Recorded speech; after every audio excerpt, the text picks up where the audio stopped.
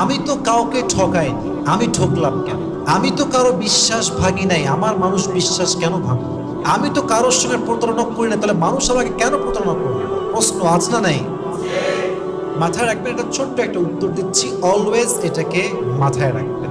যদি আপনি কাউকে না ঠকিয়ে নিজে ঠকে যান, যদি আপনি আপনার পুরো এন্টায়ার লাইফে কাউকে কষ্ট দেন নাই, কারো আঘাত করেন নাই, কারোর সঙ্গে আপনি প্রতারণার ফাঁদ কখনো পাতেন নাই, তবুও আপনি বারবার বিশ্বাসঘাতকতার শিকার হয়েছেন, বারবার মানুষ আপনার সঙ্গে বেইমানি করেছে, মাথায় রাখবেন এটা হচ্ছে আল্লাহ তাআলার পক্ষ থেকে একটা পরীক্ষা, একটা এক্সাম।